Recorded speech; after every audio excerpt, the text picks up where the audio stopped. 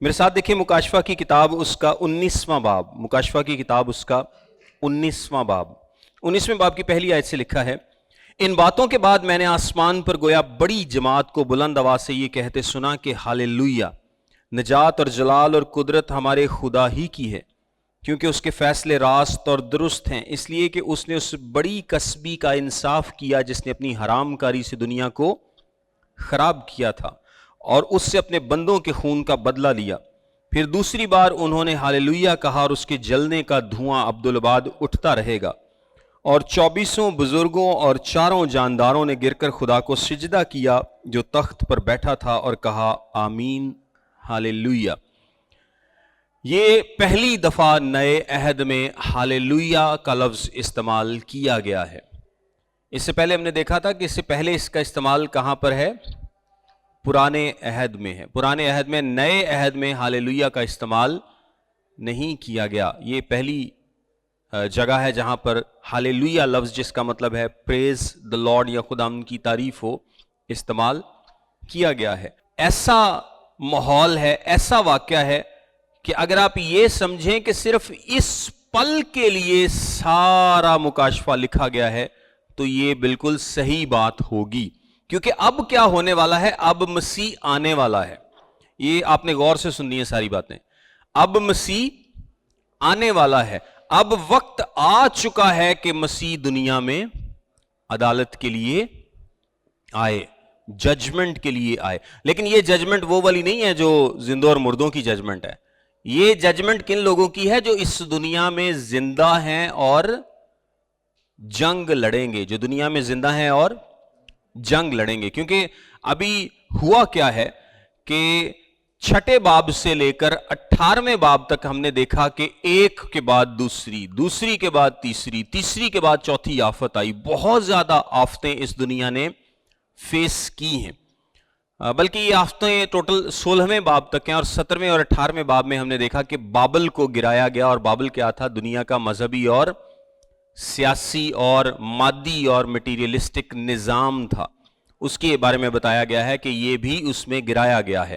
اب بابل گرا دیا گیا، ابلیس کا نظام گرا دیا گیا، بابل شہر جو تھا اس کو بھی تباہ کر دیا گیا، اینٹی کرائسٹ کی ساری پاور جاتی رہی ہے، یعنی اب اس کا کنٹرول اس طرح سے نہیں ہے، اور سارے لوگ اکٹھے ہو چکے ہیں ایک جگہ پر تاکہ مسیح کے ساتھ لڑ سکیں۔ اور میں نے آپ کو بتایا تھا کہ ابلیس کی 3 بدرواہ تھیں جو کہ نکلی تھی تاکہ دنیا سے بادشاہوں کو اکٹھا کریں، پوری دنیا سے بادشاہوں کو، لیڈرز کو، لوگوں کو، سمجھ لیں کہ تمام غیر ایمانداروں کو ایک جگہ پر اکٹھا کریں، ان کی فوجوں کو، تاکہ وہ مسیح کے ساتھ جنگ کر سکیں، لڑ سکیں۔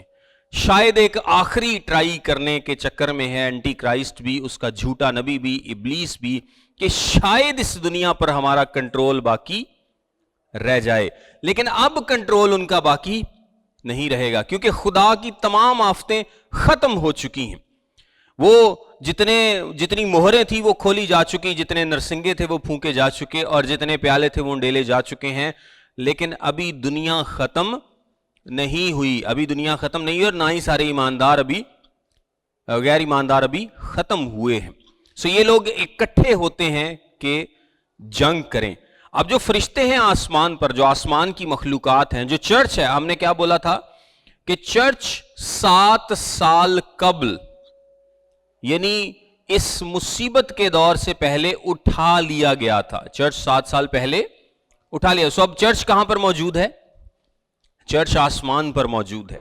آسمان پر چرچ موجود ہے، 24 بزرگ جو کہ چرچ کو ریپرزینٹ کرتے ہیں وہ موجود ہیں، آسمانی مخلوقات موجود ہیں، وہ ساری خوش ہیں، اس بات کو لے کے خوش ہیں کہ دنیا کا، غیر ایمانداروں کا اینڈ ہونے والا ہے، ان کا اینڈ ہونے والا ہے۔ ابلیس کا نظام تباہ کر دیا گیا ہے، بابل کو تباہ کر دیا گیا ہے، اب ان کے لیے کوئی امید نہیں ہے۔ یہ سارے لوگ اکٹھے تو ہو گئے ایک جگہ پر تاکہ مسیح کے ساتھ لڑ سکیں، لیکن ان کو پتہ ہے کہ یہ مسیح کا مقابلہ نہیں کر پائیں گے، سو یہ سارے مارے جائیں گے۔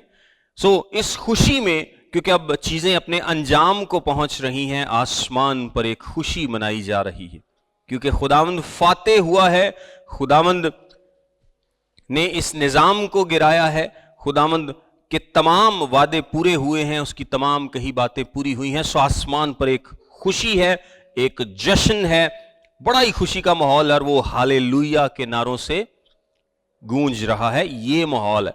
और अब इसके बाद अगला इवेंट क्या होगा? मसीह आएगा। क्या होगा? मसीह आएगा, मसीह की दूसरी आमद होगी। मैं चंद चीजों को कनेक्शन साथ साथ आपको समझाता हूं। अगली आयत देखें, लिखा है, और तख्त में से ये आवाज निकली कि ए उससे डरने वाले बंदो, खा छोटे हो खा बड़े, तुम सब हमारे खुदा की हम्द करो। फिर मैंने बड़ी जमात की सी आवाज, जोर के पानी की सी आवाज और सख्त गरजों की सी आवाज सुनी कि हालेलुया, इसलिए कि खुदावंद हमारा खुदा कादर मुतलक बादशाही करता है। आओ हम खुशी करें और निहायत शादमान हों और उसकी तमजीद करें, इसलिए कि बर्रे की शादी आ पहुंची और उसकी बीवी ने अपने आप को तैयार कर लिया। अब यहां पर मैंने आपको बताया था कि पुराने जमाने में 2-3 इंपॉर्टेंट चीजें हुआ करती थी। सबसे पहले नंबर पर एक मंगनी थी, एक मंगनी होती थी, मंगनी के बाद प्रेजेंटेशन होती थी। यानी प्रेजेंटेशन में क्या होता था कि दुल्हा दुल्हन के घर जाता है, वो दुल्हन को लेके आता है, उस पार्टी में लोगों के सामने प्रेजेंट किया जाता है, मेहमानों के सामने कि ये दुल्हन है। और उसके बाद एक फीस्ट होता था, यानी एक बड़ी ज़ियाफत होती थी जिसमें सारे शामिल होते थे, खुशी मनाई जाती थी। और उस ज़ियाफत के बाद दुल्हन जो है उसको दुल्हा ले जाता था और शादी का आगाज हो जाता था।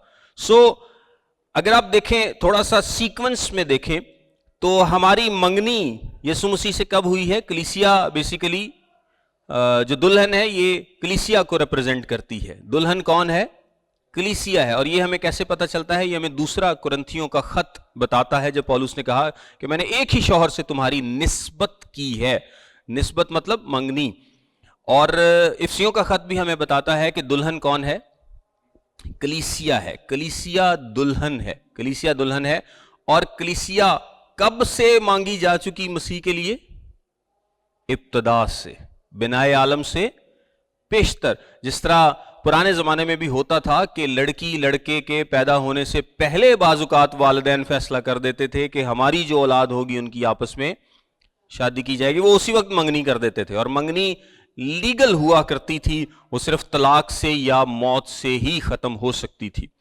हमारी मंगनी यीशु मसीह से कब हुई है? कलीसिया की बिनाए आलम से पेशतर। ये कोई बाद का वाक्य नहीं, ये शुरू की बात है। जब बड़ी मुसीबत का आगाज हुआ, उस वक्त क्या हुआ कि कलीसिया उठा ली गई। क्या हुआ? कलीसिया उठा ली गई। और फिर 7 साला प्रेजेंटेशन है, फिर 7 साल की मुसीबत का दौर है। अब अगर आप लिंक करें तो शादी में क्या होता था कि दुल्हन को प्रेजेंट किया जाता था, लाया जाता था उस ज़ियाफत में, उस महफिल में कि ये दुल्हन है। तो कहा यही जाता है कि कलीसिया उठा ली गई है, यानी दुल्हा कलीसिया को, दुल्हन को ले गया है और अब कलीसिया मेहमानों के पास मौजूद है, उस जमाने में मौजूद है। और ये जो 7 साल का पीरियड है, ये प्रेजेंटेशन का दौर है। ये कौन सा दौर है? प्रेजेंटेशन का दौर है। और इस 7 साला दौर के बाद ज़ियाफत का दौर शुरू होगा। और ज़ियाफत का दौर कितने साल रहेगा? 1000 साल। कितने साल? 1000 साल। उसमें तमाम कलीसिया शामिल होगी, सारे मेहमान शामिल होंगे। उस ज़ियाफत में कलीसिया भी शामिल होगी और सारे मेहमान भी शामिल होंगे। प्रेजेंटेशन का दौर है और उसके बाद ज़ियाफत का दौर है। अभी जो मुसीबत, जमीन पर जो मुसीबत का दौर है, ये आसमान पर समझ लें कि ये प्रेजेंटेशन का दौर है। और इसके बाद ज़ियाफत का आगाज होगा। और ज़ियाफत का आगाज कब होगा? जब यीशु अपनी तमाम कलीसिया को लेकर जमीन पर आ जाएगा और तमाम मेहमान भी, कलीसिया भी, पुराने अहद के मुकद्दसीन, नए अहद के मुकद्दसीन, मुसीबत के दौर के मुकद्दसीन, सारे लोग 1000 साला बादशाही में शामिल होंगे। और वो लोग भी जो इस दुनिया में जिंदा होंगे, सारे 1000 साला बादशाही में शामिल होंगे। अब आगे बढ़ते हैं। लिखा है उसकी बीवी ने अपने आप को तैयार कर लिया। और मैंने आपको बताया कि यहां तैयारी का मतलब ये नहीं है कि बीवी ने कोई खुद से काम किया है। इन कामों के, जो रास्तबाजी के काम है, ان کے کرنے کا فضل کس نے دیا؟ خدا نے دیا. تو جو راست بازی کے کام ہم نے بھی کیے ہیں نا کلام کے مطابق، خدا نے ہمارے کرنے کے لیے وہ شروع سے تیار کیے ہوئے تھے. تو یہ بھی خدا کا فضل ہے اگر ہم راست بازی کے کام مسیح میں ہوتے ہوئے کرتے ہیں. اور اس کو چمکدار اور صاف مہین کتانی کپڑا پہننے کا اختیار دیا گیا، کیونکہ مہین کتانی کپڑے سے مقدس لوگوں کی راست بازی کے کام مراد ہے. یعنی کلیسیا ریڈی ہے، کلیسیا تیار ہے. اور جو بھی ہم تھوڑی دیر پہلے بھی بات کر رہے تھے کہ مقدسین کا جو خداوند کے حضور میں پیش کیے جائیں گے، جو کلام ہمیں بتاتا ہے جس میں لوگوں کو اجر دیا جائے گا، وہ کام اب ہو چکا ہے. وہ کام زمین پر آنے سے پہلے ہو چکا ہے، لوگوں کو اجر دیا جا چکا ہے. اب کلیسیا یعنی ایمانداروں کو، جو ایمانداروں کی قیامت ہے، تو اب کلیسیا بالکل ریڈی ہے. کلیسیا بالکل ریڈی ہے، تیار ہے. اب ضیافت کے لیے کلیسیا بالکل تیار ہے. اب آگے دیکھیں. اور اس نے مجھ سے کہا، لکھ، مبارک ہیں وہ جو برے کی شادی کی ضیافت میں بلائے گئے ہیں. پھر اس نے مجھ سے کہا، یہ خدا کی سچی باتیں. برے کی شادی کی ضیافت میں بلائے گئے ہیں. اور بلائے کون جاتے ہیں؟ مہمان بلائے جاتے ہیں، کلیسیا کو بلایا نہیں جاتا. سو اس کا کیا مطلب ہے کہ کلیسیا کے علاوہ اور لوگ بھی ہیں جو بلائے گئے ہیں. اور یہ اور لوگ کون ہیں؟ یہ پرانے عہد کے مقدسین ہیں، جس میں ابراہیم اور اسحاق اور یعقوب اور داؤد، یہ سارے لوگ، ان کو کیا بیان کیا گیا ہے؟ یہ مہمان ہیں سارے. یہ کیا ہیں؟ مہمان ہیں. اور یہ مبارک ہیں کیونکہ یہ برے کی شادی کی ضیافت میں بلائے گئے ہیں. لیکن شادی کس سے ہے؟ کلیسیا سے. اور کلیسیا کون؟ جو یسوع مسیح کو اپنا نجات دہندہ قبول کرتے ہیں. خیر، 10ویں آیت میں لکھا ہے، اور میں اسے سجدہ کرنے کے لیے اس کے پاؤں پر گر پڑا. اس نے مجھ سے کہا، خبردار ایسا نہ کر، میں بھی تیرا اور تیرے ان بھائیوں کا ہم خدمت ہوں جو یسوع کی گواہی دینے پر قائم ہے. خدا ہی کو سجدہ کر، کیونکہ یسوع کی گواہی نبوت کی روح ہے. فرشتہ اسے منع کرتا ہے کہ تو مجھے سجدہ نہ کر، میں اس لائق نہیں. سجدے کے لائق صرف کون ہے؟ خدا ہے. اور نئے عہد میں آپ کو پتا ہے ملٹیپل ٹائمز یسوع مسیح کو سجدہ کیا گیا. کوڑی سجدہ کرتا ہے، شاگرد کئی دفعہ سجدہ کرتے ہیں، اور بھی جو لوگ کوئی شفا پاتا ہے وہ سجدہ کرتا ہے. آپ کو بہت ساری مثالیں ملیں گی. بہت سارے لوگوں نے یسوع مسیح کو سجدہ کیا. اس نے کبھی بھی کسی کو نہیں کہا کہ نہ نہ نہ نہ مینوں نہ سجدہ کر. کیوں؟ کیونکہ وہ اس لائق ہے کہ اسے سجدہ کیا جا سکے. جو فرشتہ کہتا نا صرف خدا ہی کو سجدہ کر. یسوع مسیح نے یہ بات اپنے شاگردوں سے نہیں کی تھی کہ نہ مجھے سجدہ نہ کرو، صرف خدا ہی کو سجدہ کرو. کیونکہ جب وہ سجدہ کرتے ہیں، جب وہ آسمان پر اٹھایا جاتا ہے تب بھی سجدہ کرتے ہیں، جب وہ گلیل میں تھا تب بھی وہ سجدہ کرتے ہیں، جب وہ پانی پر چلتا ہے تب بھی وہ سجدہ کرتے ہیں. اور بھی آپ کو لوگوں کے سجدے ملیں گے جنہوں نے یسوع مسیح کو کیے ہیں کلام مقدس میں. سو یسوع مسیح کو سجدہ کیا گیا کیونکہ وہ اس لائق تھا. فرشتہ کہتا ہے کہ میں اس لائق نہیں ہوں، سو تو مجھے سجدہ نہ کر. اور وہ ایک بات بڑی خوبصورت کہتا ہے، یسوع کی گواہی نبوت کی روح ہے. نبوت مطلب پریچنگ. نبوت کیا ہے؟ پریچنگ. پریچ کرنا، پروکلیم کرنا، گواہی دینا. یعنی آپ خدا کے کلام کی گواہی دیتے ہیں، اس کو پریچ کرتے ہیں. اگر آپ کی پریچنگ میں یسوع مسیح نہیں ہے تو آپ کی پریچنگ بیکار ہے. آپ کی پریچنگ بیکار ہے. گوسپل میں اگر یسوع مسیح نہیں ہے تو وہ گوسپل نہیں ہے. یعنی گوسپل کی روح کیا ہے؟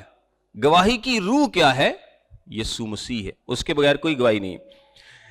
11ویں آیت میں وہ واقعہ ہوتا ہے جس کے لیے سارا انتظار کیا جا رہا ہے، جس کے لیے میں انتظار کر رہا ہوں، آپ انتظار کر رہے ہیں، فرشتے انتظار کر رہے ہیں، مخلوقات انتظار میں ہیں، ساری دنیا اس انتظار میں ہے کہ یسوع مسیح کب واپس آئے گا. یسوع مسیح کب واپس آئے گا.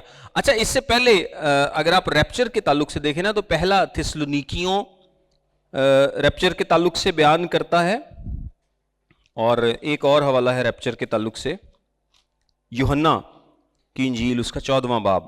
یوحنا کی انجیل کے 14ویں باب میں ویسے کیا لکھا ہے؟ پڑھ ہی لیتے ہیں دونوں. یوحنا کی انجیل کے 14ویں باب میں ریپچر کے تعلق سے لکھا ہے. میرے باپ کے دوسری آیت میں لکھا ہے، میرے باپ کے گھر میں بہت سے مکان ہیں، اگر نہ ہوتے تو میں تم سے کہہ دیتا، کیونکہ میں جاتا ہوں تاکہ تمہارے لیے جگہ تیار کروں، اور اگر میں جا کر تمہارے لیے جگہ تیار کروں تو پھر آ کر تمہیں اپنے ساتھ لے لوں گا، تاکہ جہاں میں ہوں تم بھی ہو۔ تو یہ ریپچر کے تعلق سے بتایا گیا ہے کہ ابھی میں جگہ تیار کر رہا ہوں، اور جب جگہ تیار ہو جائے گی، جب وقت آئے گا تو میں اپنے ساتھ تمہیں لے جاؤں گا۔ اب میرے ساتھ دیکھیں پہلا تھسلونیکیوں اس کا 4 باب 13ویں آیت، لکھا ہے 13ویں آیت سے، اے بھائیو ہم نہیں چاہتے کہ جو سوتے ہیں ان کی بابت تم ناواقف رہو، تاکہ اوروں کی مانند جو نا امید ہیں غم نہ کرو، کیونکہ جب ہمیں یہ یقین ہے کہ یسوع مر گیا اور جی اٹھا تو اسی طرح خدا ان کو بھی جو سو گئے ہیں یسوع کے وسیلے سے اسی کے ساتھ لے آئے گا۔ چنانچہ ہم تم سے خداوند کے کلام کے مطابق کہتے ہیں کہ ہم جو زندہ ہیں اور خداوند کے آنے تک باقی رہیں گے، سوئے ہوں سے ہرگز آگے نہ بڑھیں گے، کیونکہ خداوند خود آسمان سے للکار اور مقرب فرشتے کی آواز اور خدا کے نرسنگے کے ساتھ اتر آئے گا، اور پہلے تو وہ جو مسیح میں موئے جی اٹھیں گے، پھر ہم جو زندہ باقی ہوں گے ان کے ساتھ بادلوں پر اٹھائے جائیں گے، تاکہ ہوا میں خداوند کا استقبال کریں، اور اسی طرح ہمیشہ خداوند کے ساتھ رہیں گے۔ پس تم ان باتوں سے ایک دوسرے کو تسلی دیا کرو۔ یہاں پر ایک بڑی امپورٹنٹ بات ہے، آپ کے ذہن میں ایک سوال اٹھ سکتا ہے کہ یار کلیسیا پہلے اٹھا لی گئی تے اے ہوا چے استقبال اور یسوع مسیح آنا، تو کیا یسوع مسیح ہمیں نہیں لے کے گیا ریپچر کے وقت؟ مطلب کیسے ہوا سب کچھ؟ تو ریپچر میں یسوع مسیح زمین پر نہیں آیا، ریپچر میں یسوع مسیح زمین پر نہیں آیا، ورنہ وہ اس کی دوسری آمد ہوتی، ورنہ وہ اس کی دوسری آمد ہوتی۔ اب جب کہ وہ زمین پر دوسری دفعہ آئے گا تو اس کو ہم بولتے ہیں آمد ثانی یا دوسری آمد یا سیکنڈ کمنگ، اور وہ کہاں پر آئے گا؟ وہ کوہ زیتون پر آئے گا، کوہ زیتون کے اوپر آ کر کھڑا ہوگا، اور وہ آپ کو پتا ہے کہ وہ پہاڑ پھٹ جائے گا اور وہاں پر ایک وادی بن جائے گی۔ زکریا کی کتاب میں اس کا ذکر ہے۔ تو یسوع مسیح ریپچر میں زمین پر نہیں آیا، بلکہ ہم ہوا میں اڑ کر اس کا استقبال کرتے ہیں، ہوا سے اسی اتے چلے گئے۔ یعنی یسوع سے ہماری ملاقات کہاں پر ہوئی ہے؟ ہوا میں ہوئی ہے، آسمان میں ہوئی ہے، اور ہم آسمان پر ہی اٹھا لیے گئے ہیں۔ وہ زمین پر نہیں آیا، ورنہ وہ اس کی سیکنڈ کمنگ ہوتی۔ 7 سال پہلے کیا ہوا تھا؟ اس واقعے سے 7 سال پہلے، یعنی مصیبت کے آغاز سے پہلے کیا ہوا تھا کہ یسوع مسیح آیا تھا، اس نے جو لوگ اٹھا لیے گئے انہوں نے ہوا میں اس کا استقبال کیا، اور وہ سب کو اپنے ساتھ لے گیا، لیکن وہ زمین پر نہیں آیا۔ اب وہ زمین پر آئے گا۔ آگے دیکھیں، لکھا ہے، اور میں نے آسمان کو کھلا ہوا دیکھا، اور کیا دیکھتا ہوں کہ ایک سفید گھوڑا ہے، اور اس پر ایک سوار ہے جو سچا اور برحق کہلاتا ہے، اور وہ راستی کے ساتھ انصاف اور لڑائی کرتا ہے۔ اب اس نے دیکھا کہ ایک گھوڑا ہے جو کہ ایک سفید گھوڑے کو دیکھتا۔ اب یہاں پر بہت سارے لوگ سوال کرتے ہیں کہ آسمان تے گھوڑے ہیں نا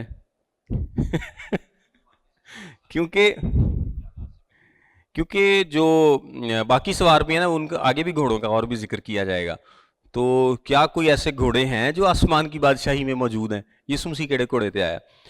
اور اس کے علاوہ بھی آپ اور بھی تھوڑی سی لینگویج دیکھیں گے کہ وہ لوہے کے اساس سے حکومت کرے گا۔ تو یہ مطلب ہے کہ یسوع مسیح کو کلمہ جب لوہے دا راڑ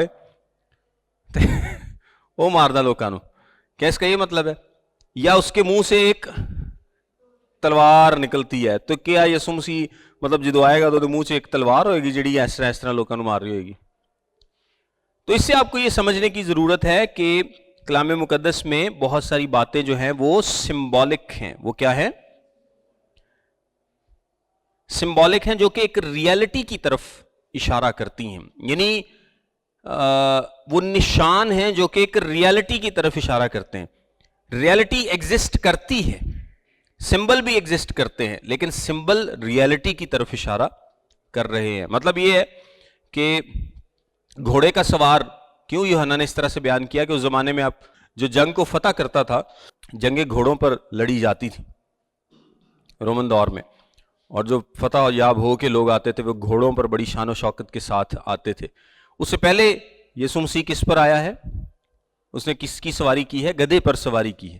وہ حلیم ہے، لادو کے بچے پر سوار ہے، لیکن اب کی بار وہ ایک واریر، ایک فاتح کے طور پہ آ رہا اور وہ کس پر سوار ہے؟ گھوڑے پر سوار. سو یہ سمبولک لینگویج ہے. اس کا یہ مطلب نہیں ہے کہ آسمان پر گھوڑے موجود، یا اور بھی جو آگے بھی آپ کو کافی سارے ذکر ملیں گے گھوڑوں کے تعلق سے، تلوار کے تعلق سے، اور مطلب اس طرح کی چیزوں کے تعلق سے. تو یہ تھوڑا سا یہاں پر سمجھنے کی ضرورت ہے.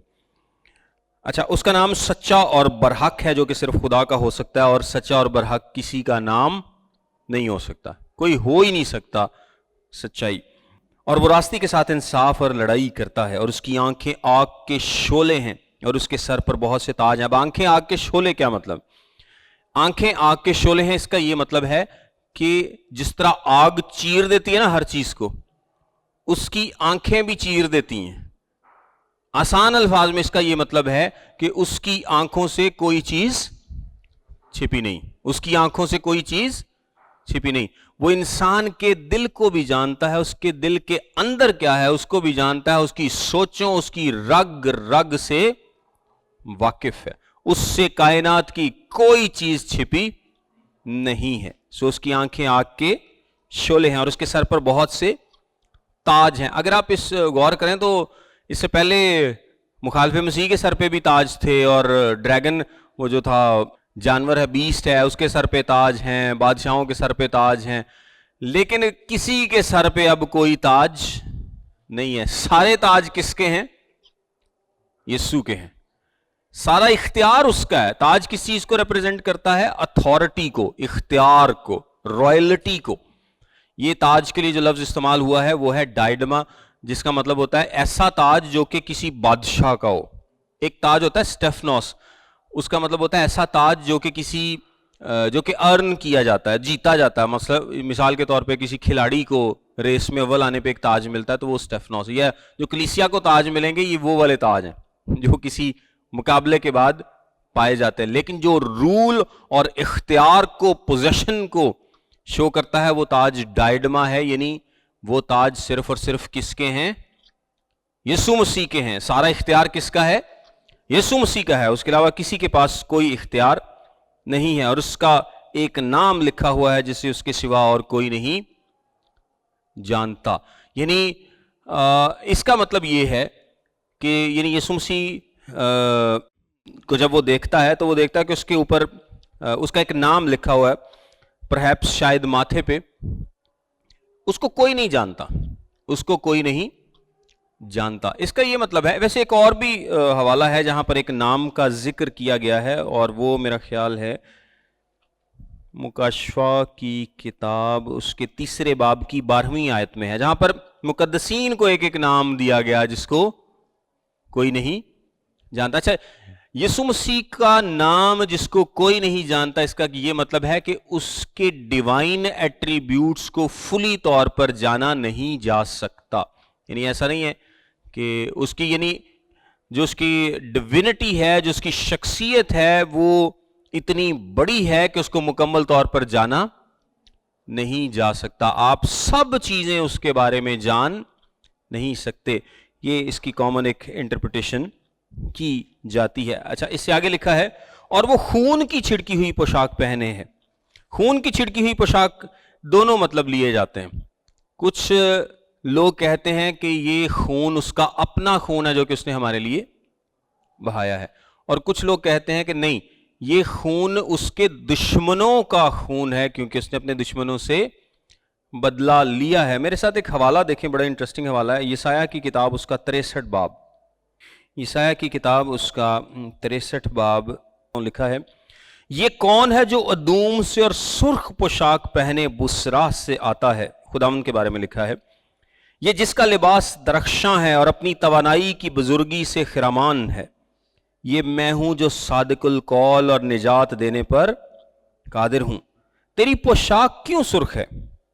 تیرا لباس کیوں اس شخص کی مانند ہے جو انگور حوض میں روندتا ہے؟ میں نے تنہا انگور حوض میں روندے اور لوگوں میں سے میرے ساتھ کوئی نہ تھا. ہاں، میں نے ان کو اپنے قہر میں لتاڑا اور اپنے جوش میں ان کو روندا، اور ان کا خون میرے لباس پر چھڑکا گیا اور میں نے اپنے سب کپڑوں کو آلودہ کیا. یعنی خداوند نے اپنے دشمنوں سے انتقام لیا ہے. یہ اس کے دشمنوں کا خون ہے جو کہ اس کی پوشاک پر ہے جبکہ وہ زمین پر آ رہا ہے. باقی جو اینٹی کرائسٹ اور اس کی فوج ہے ان کو ختم کرنے. سو یہ دونوں اس میں انٹرپریٹیشنز پائی جاتی ہیں. پھر آگے لکھا ہے اس کا نام کلام خدا کہلاتا ہے. اس کا نام کیا ہے؟ کلام خدا، مطلب لاگوس، یعنی ورڈ آف گاڈ. اور بڑی مشہور یوحنا کی آیت کیا ہے؟ ابتدا میں کلام تھا اور کلام خدا کے ساتھ تھا اور کلام خدا تھا. مطلب وہ خود کلام ہے. وہ کیا ہے؟ خدا کا کلام ہے. خدا کے کلام کا کیا مطلب ہے؟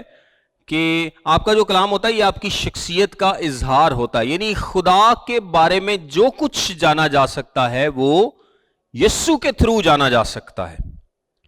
وہ اس کی شخصیت کا مکمل اظہار ہے. وہ اس کی شخصیت کا مکمل اظہار ہے. اس کا نام کلام خدا ہے اور اس کی اور کافی تفصیل موجود ہے.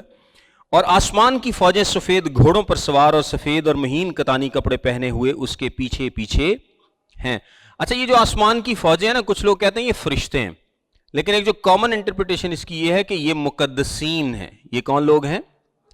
مقدسین ہیں، جو کہ اس کے پیچھے پیچھے ہیں. کیوں؟ اس لیے کہ وہ سفید اور صاف مہین کتانی کپڑے پہنے ہوئے ہیں. اور اگر آپ 8ویں آیت دیکھیں تو 8ویں آیت میں کیا لکھا ہے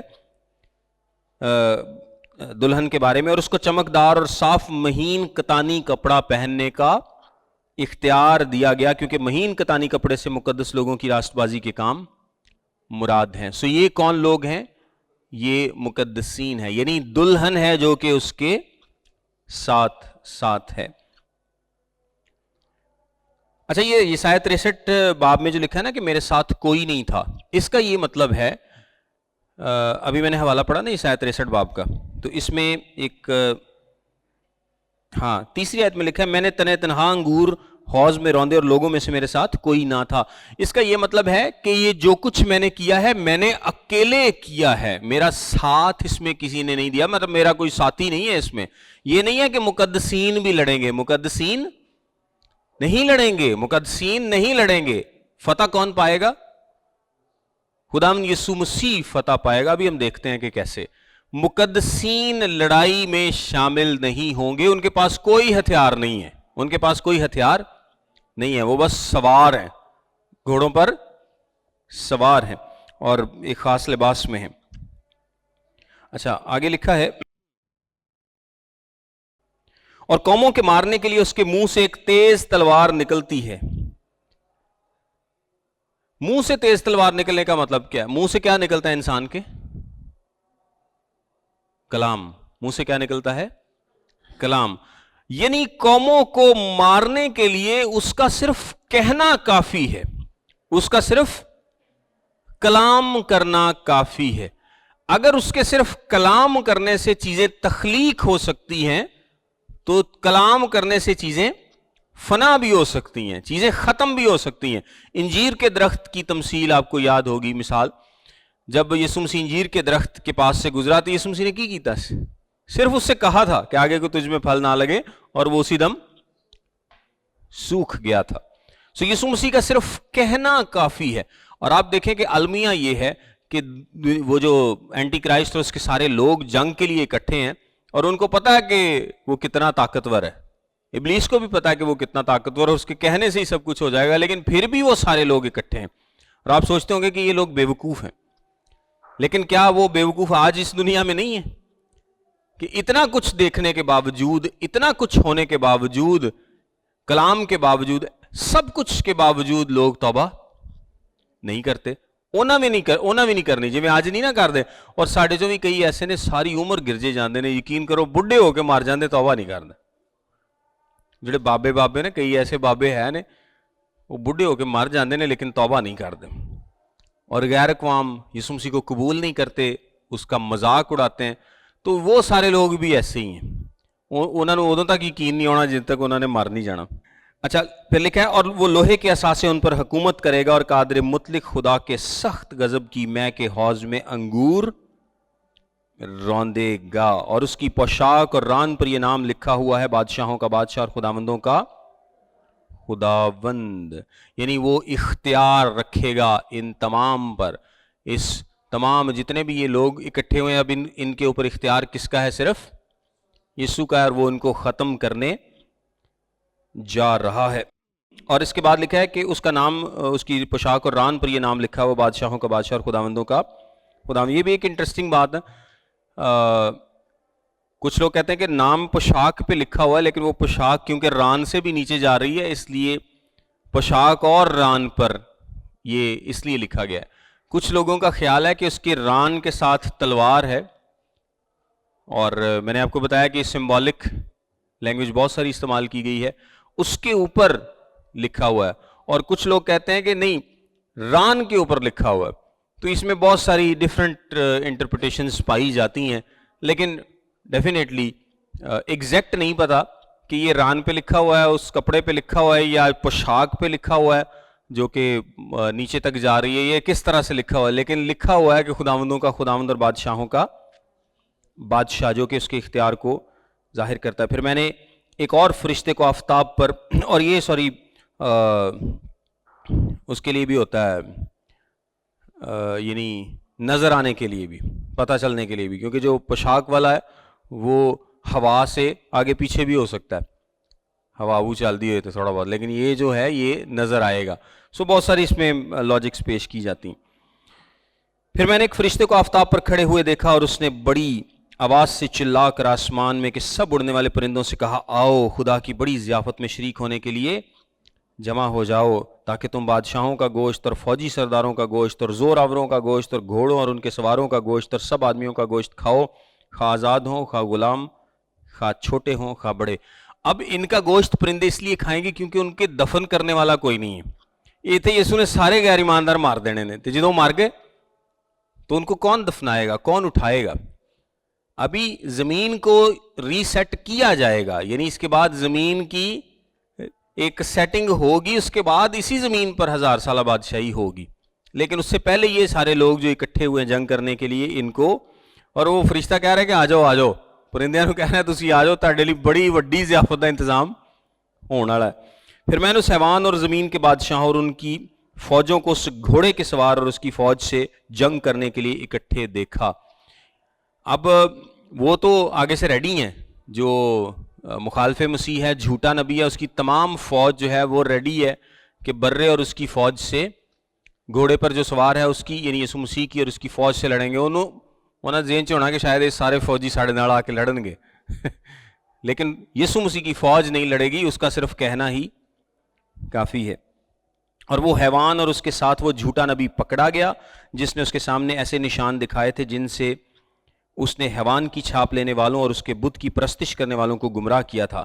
وہ دونوں پکڑے جاتے ہیں، وہ دونوں آگ کی اس جھیل میں زندہ ڈالے گئے جو گندھک سے جلتی ہے، اور باقی اس گھوڑے کے سوار کی تلوار سے جو اس کے منہ سے نکلتی تھی قتل کیے گئے، اور سب پرندے ان کے گوشت سے سیر ہو گئے. تلوار سے کیسے؟ یعنی یسوع مسیح نے کہہ دیتا تھے گئے. لیکن وہ جو دو تھے نا ان کے لیڈر، ان کو لیک آف فائر میں ڈال دیا گیا، سب کو نہیں ڈالا گیا.